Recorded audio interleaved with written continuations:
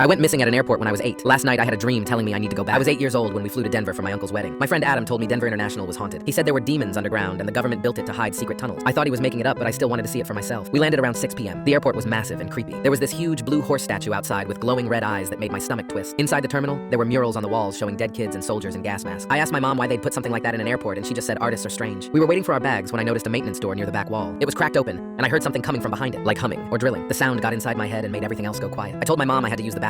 She pointed down the hall and told me to hurry back, but I didn't go to the bathroom. I walked straight to that door. I don't remember opening. I don't remember the stairs. The next thing I knew, I was walking down into darkness, and the humming was pulling me forward. I couldn't stop my feet from moving. That's where my memory cuts out. 3 days later, a farmer found me wandering through a field 4 miles from the airport. I was barefoot and wearing a hospital gown that wasn't mine. I had no memory of those 3 days. The police asked me questions for hours, but I couldn't give them anything. We were supposed to stay for the wedding, but my parents packed our bags that night. We flew back to Ohio the next morning, and they never talked about it again. Whenever I brought it up, my mom would get this look like she was about to cry. Eventually, I stopped asking. I'm 25 now. 17 years of trying to forget. Normal life. The memories faded until they felt like a bad dream. Then 3 weeks ago, the dream started. The first one was just darkness and the sound of drilling, metal grinding against rock somewhere far below. I woke up with a headache. The second dream, I was standing in a white hallway. Other kids were lined up against the wall with blank expression. At the end of the hallway was a door, and behind it I heard that same humming from the airport. I woke up at exactly 3:17 a.m. drenched in sweat. The third night I saw the pit, massive, so deep I couldn't see the bottom. Men in white coats walked around taking note, and at the edge stood a kid in a hospital gown staring down into the blackness. It was me, 8 years old. I woke up with a nosebleed. After that, the dreams came every night. I saw myself strapped to a chair underground, needles in my arms, men in suits watching through a window, and always that voice, deep and ancient, whispering my name like it had been waiting years to reach me. Then I started hearing it when I was awake. I researched Denver International online. The conspiracy theories were everywhere. Underground tunnels going down for miles. The project cost ballooned from $1.7 billion to over $4 billion.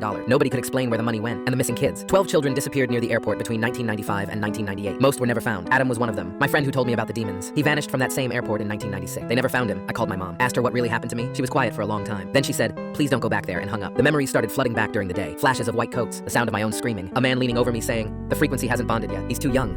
I remembered them injecting something into my neck. A voice telling me I wouldn't remember any of this. Last night I couldn't take it anymore. The voice was so loud I couldn't think. I took 3 sleeping pills hoping for one night of silence. The dream was crystal clear. I was 8 years old, strapped to a metal chair underground. Men in suits stood around me. One held a clipboard. Subject 17 is responding, but the channel keeps closing. His neural pathways aren't mature enough. Another man stepped forward. What do we do with him? Wipe his memory. Send him back. If the frequency matures, he'll hear the call. That's when we retrieve him. The clipboard man nodded. Timeline? 17 years minimum. We'll monitor him. When the signal activates, we'll know he's ready. He wrote something down. Make sure the parents understand. Silence in exchange for their son's life. I watched them inject my neck. Everything went blurry. I jolted awake so hard I bit my tongue, but I wasn't on my couch. The jolt that woke me was a speed bump. I'm in the back of a van, pitch black. My wrists are zip-tied behind my back. 2 men are talking in the front, but I can't hear what they're saying. My phone is gone. I don't know how long I've been out, but I know exactly where they're taking me. The voice in my head isn't whispering anymore. It's calling, excited, like it's been waiting 17 years for this exact moment. And I think whatever is down there finally got what it wanted.